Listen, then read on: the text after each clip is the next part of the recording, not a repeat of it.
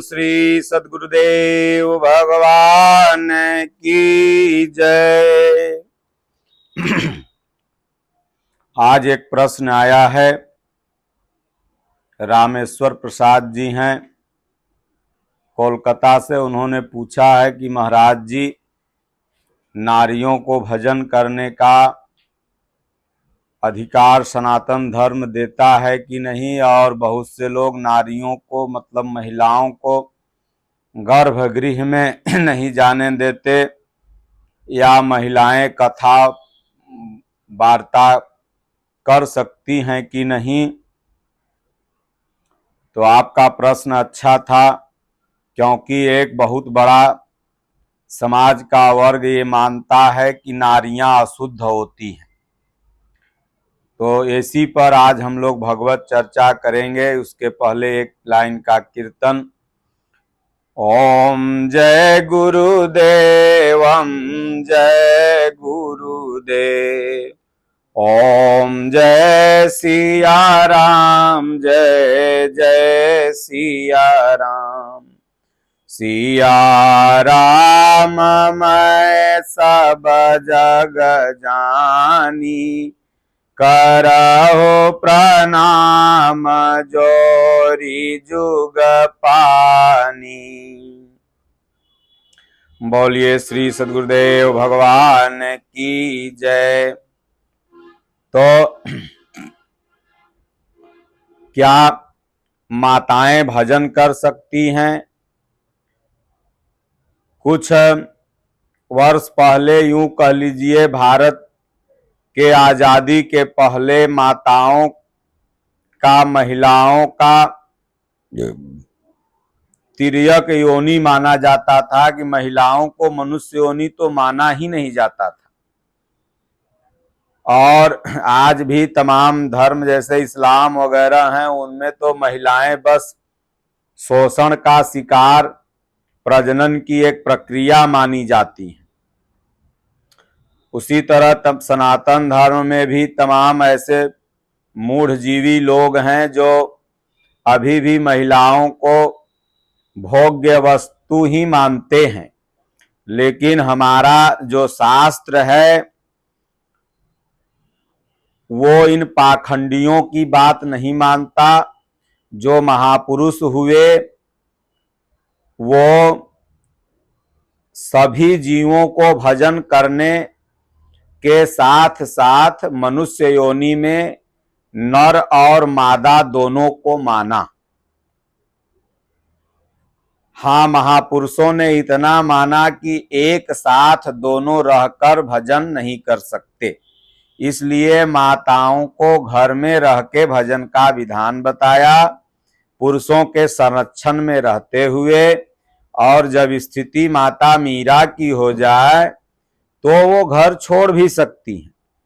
तो इसलिए भारत मातृ प्रधान देश है। भारत माता, यहाँ दुर्गा, यहाँ काली, यहाँ माता मीरा, यहाँ मदारसा, यहाँ सती सावित्री, यहाँ सती अनसुईया, यहाँ नर्मदा, हजारों माताएं, माता सीता, सुलोचना, तमाम लक्ष्मण जी की पत्नी उर्मिला, मांडवी, श्रुतकीर्ति, हजारों हजार नारियां हैं जो भगवान की भजन की और भगवान को पाई। तो इसलिए बहुत से लोग कहते हैं कि ये नारियां कथा कर सकती हैं कि नहीं, गर्भगृह में जा सकती हैं कि नहीं, नारी अशुद्ध होती है। मानस की 3-4 लाइन, तो इस प्रकरण पर हम आगे प्रकाश डालेंगे।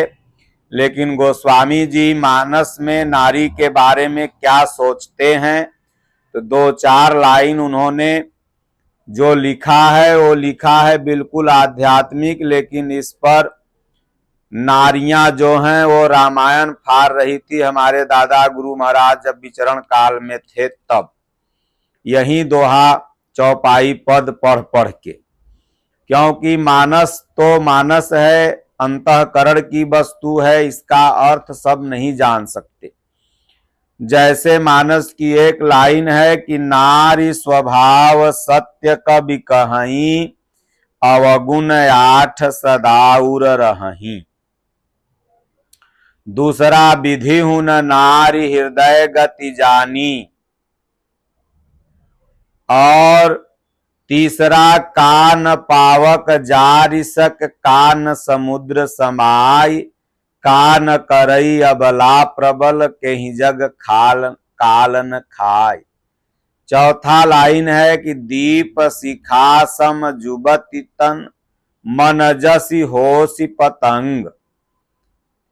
अब इन्हीं 4-5 पंक्तियों को पढ़ पढ़ के माताएं रामायण पढ़ती थी और कहती थी तुलसिया की पत्नी ने मार के भगाया है, इसीलिए तुलसिया नारियों के बारे में गलत रामायण में लिखा है।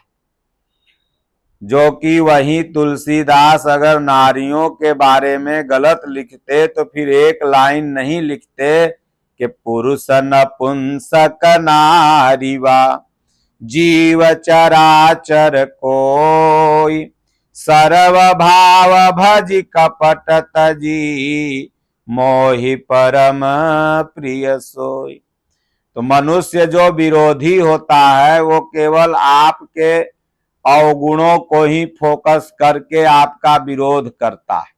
तो मानस की एक लाइन ये भुला गए कि गोस्वामी जी तो पुरुष को, नपुंसक को, नारी को, नारी ही नहीं नपुंसक को भी, ब्राह्मण को, क्षत्रिय वैश्य शूद्र को, दुनिया में कहीं भी जन्मा हुआ है कोई हो, सबको भजन का पूजा का अधिकार दे रहे हैं। तो इन पद का अर्थ क्या है भाई? नारी किसे गोस्वामी जी ने माना है? तो जैसा हमारे पूज्य गुरु महाराज बताते हैं, स्वामी जी ने इस सत्संग की बड़ी सुंदर व्याख्या की है। हमने प्रश्नकर्ता को गुरु महाराज का लिंक भेज भी दिया था। तो इसलिए कहते हैं कि नारी स्वभाव सत्य कबि कहीं, अवगुण आठ सदाउर रहहीं। तो जो 8 अवगुण हैं तो क्या वो नारियों के ही हृदय में है? मनुष्यों के हृदय में अवगुण नहीं है। जो विकार महिलाओं के अंदर है वही विकार तो सेम पुरुषों के अंदर भी है। आपके लिए महिला बाधक है और महिला के लिए पुरुष बाधक है। भजन करने में तो एक दूसरे के लिए दोनों बाधक हैं। तो इसलिए जो काम क्रोध लोभ मोह राग द्वेष ईर्ष्या मद मत्सर अविवेक आप में है वही तो नारियों में भी है। फिर नारी में 8 अवगुण, आप में कैसे अवगुण नहीं है? तो इसलिए चित्त की वृत्ति को गोस्वामी तुलसीदास जी ने नारी की संज्ञा दी है। जो बार बार हमें पतन की यात्रा कराए वो नारी चित्त की वृत्ति ही है।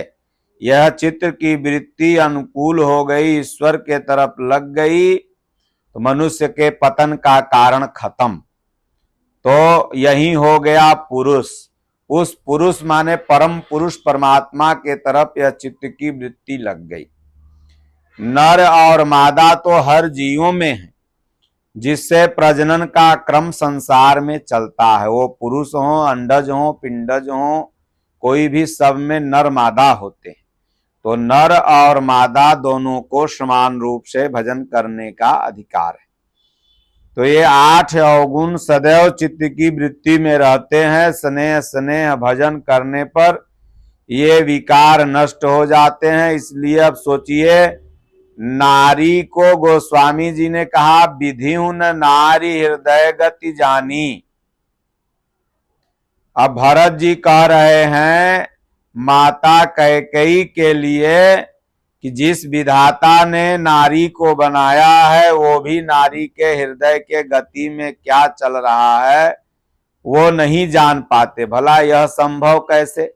भगवान तो सबके कहें चींटी के पग की धमक चले वो भी साहब सुनता है, तो विधाता नारी के हृदय की बात कैसे नहीं जानेंगे? तो विधि नारी ब्रह्मा, बुद्धि ही ब्रह्मा है।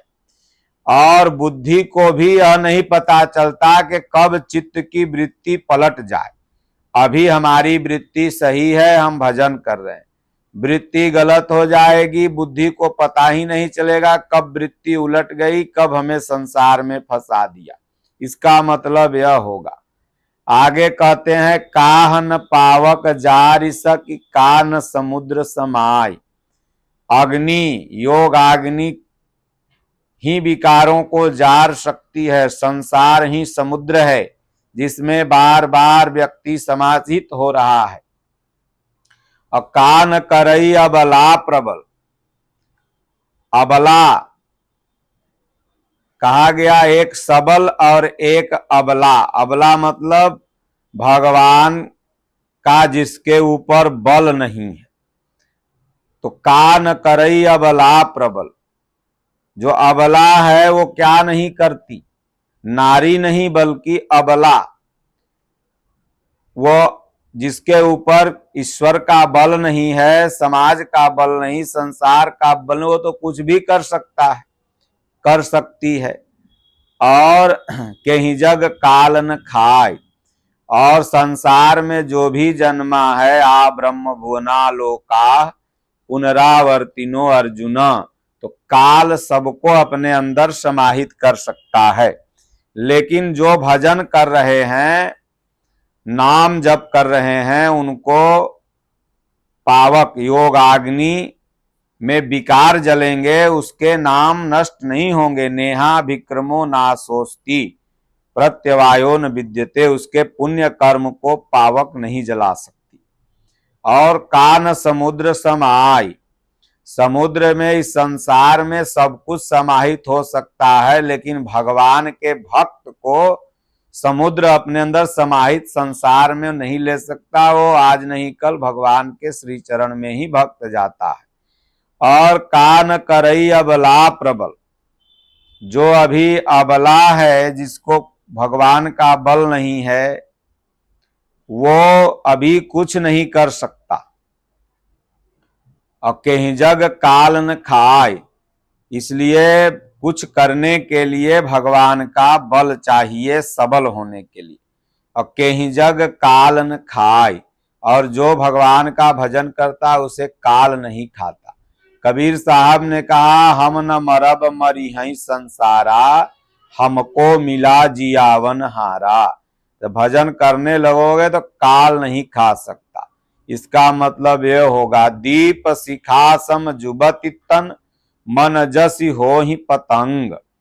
जो युवती का तन है वो दीप के शिखा के समान है, और उसमें यह जो मन है वो बार बार जलता है।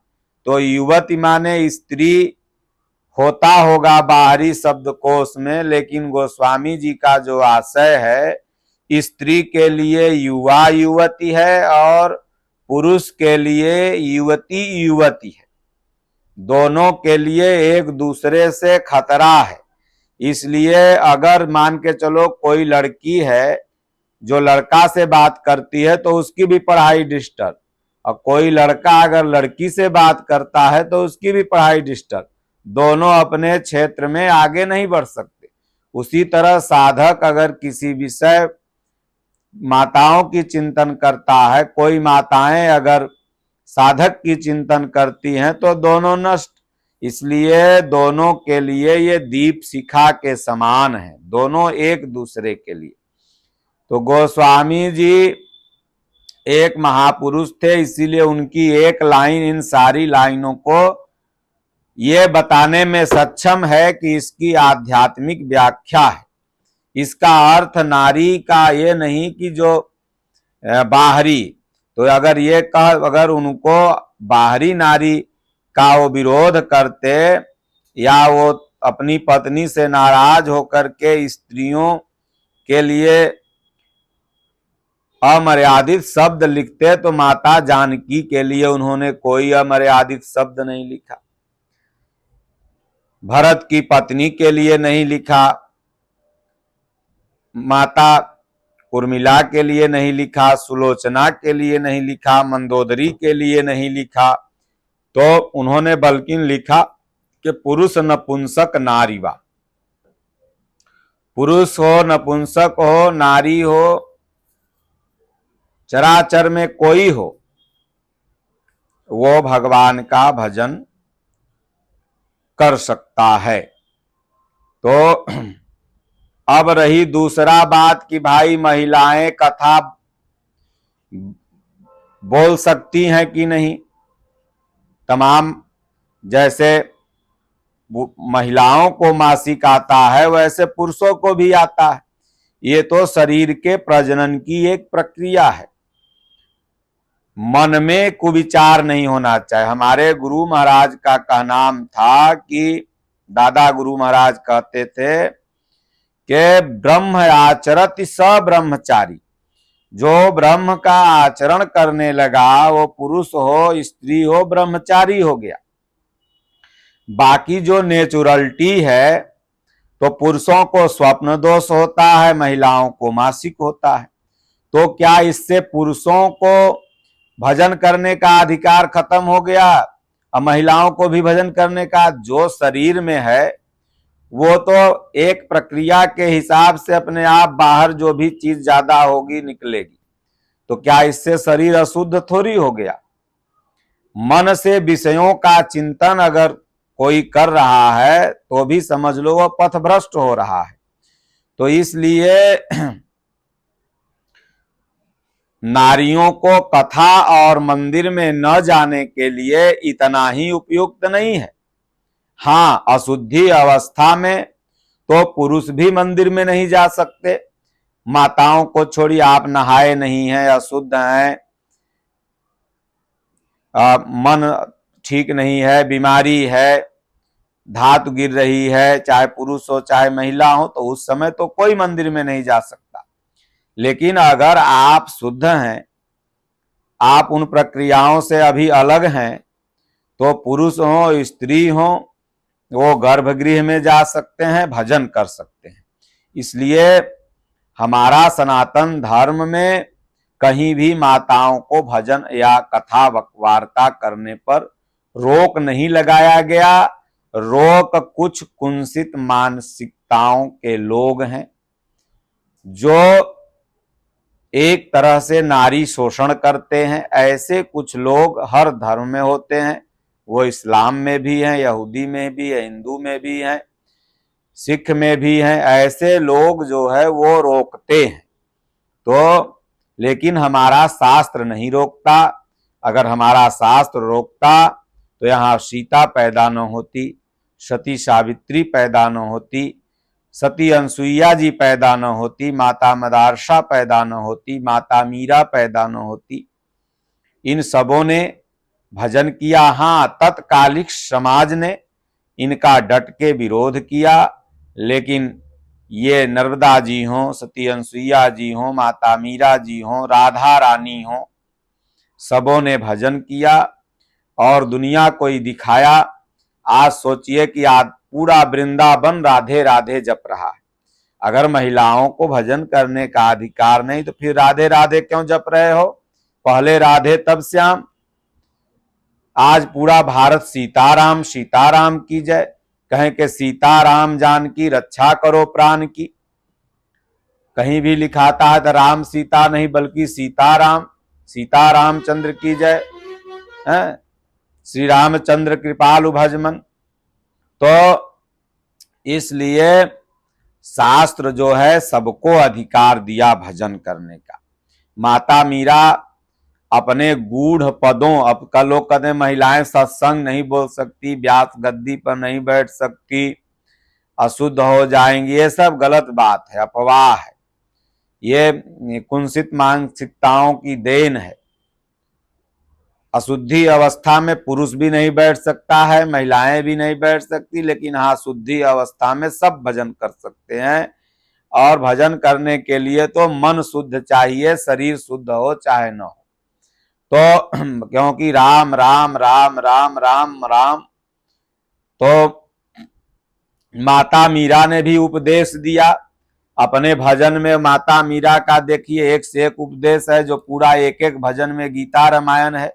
सती अनसुईया ने भी उपदेश दिया माता सीता जी को, वस्त्र के बारे में बताया, पति के सेवा के बारे में बताया, ऐसा वस्त्र दिया जो नित नया होता है, वो पुराना कभी पड़ता ही नहीं है। तो नित नया ब्रह्म विद्या रूपी वस्त्र है, जो आप जितने रोज माला फेरोगे कुछ न कुछ उसमें से नया आएगा।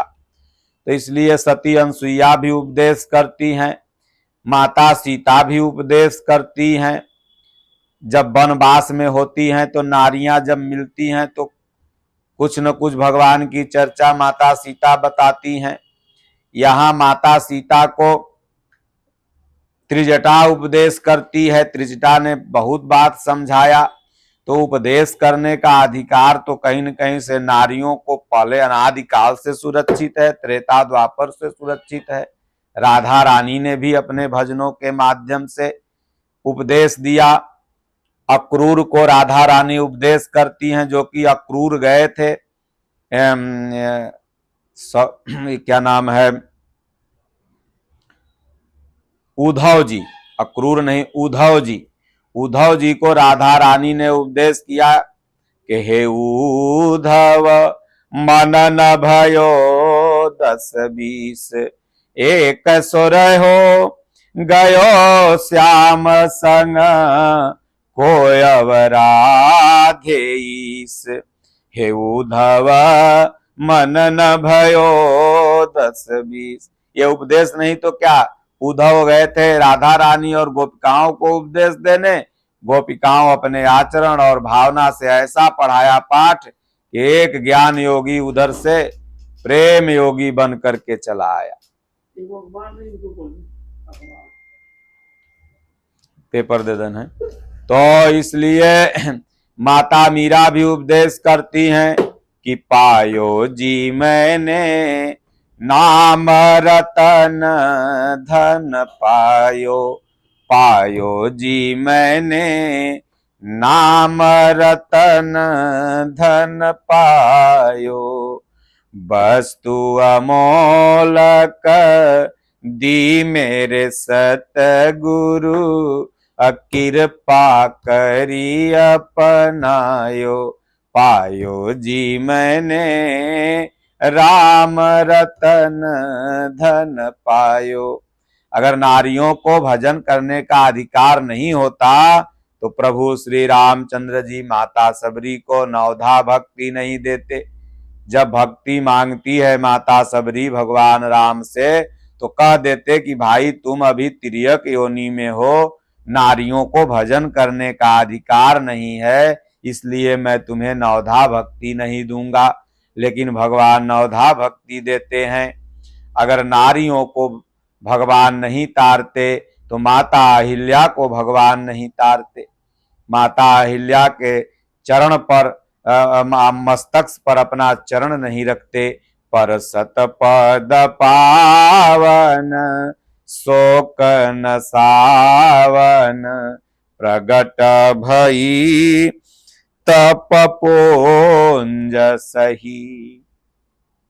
भगवान ने अपने चरण को माता अहिल्या के मस्तक पर रखा।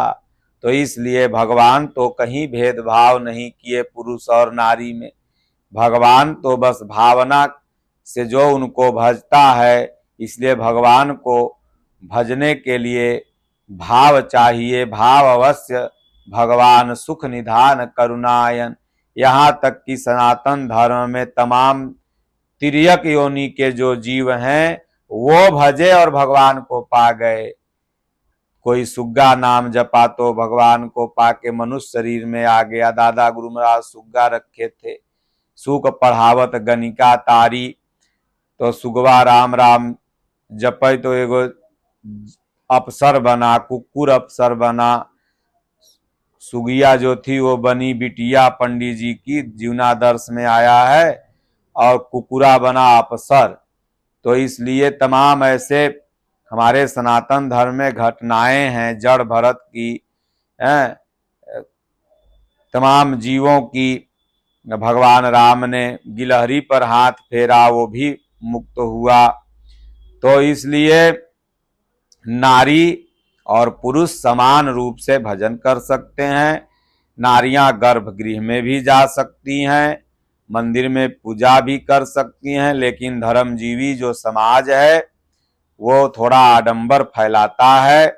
अब सोचो कि गुटखा खा करके हमने देखा है कि गर्भगृह में तमाम विंध्याचल के पंडा लोग पान और गुटखा खा के वो जाते हैं। तो गुटखा पान खा के तुम गर्भगृह में जा रहे हो, लेकिन अगर कोई थोड़ा सा अगर एक प्राकृतिक नियम जो चल रहा है वो हो गया तो कैसे अशुद्ध हो गया? गुटखा पान अशुद्ध नहीं है। गांजा पी के गर्भगृह में जा रहे हो शंकर जी का पूजा करने, लेकिन वो गर्भ में चला गया तो गड़बड़ हो गया। तो इसलिए ये सब आडंबर है। जो करना चाहिए वो आदमी करता नहीं है, फालतू का बकवास करता है। इसलिए खूब राम राम राम राम माई लोग भी जपें, पुरुष लोग भी जपें। इसलिए हमारे स्वामी जी आज के समझिए महापुरुष हैं, तारनहार हैं। आपके विचार समाज में बड़ी ही लोगों को शांति प्रदान करते हैं, और हम लोग जो बोलते हैं सब गुरु महाराज का ही विचार है, अपना हम लोगों का कुछ नहीं है। उनकी कृपा से ही सब कुछ बस समझ में जो आता है बताते हैं, इसलिए सब गुरु महाराज की वाणी है। बोलो गुरुदेव भगवान की जय, राजा रामचंद्र भगवान की जय। हर हर महादेव।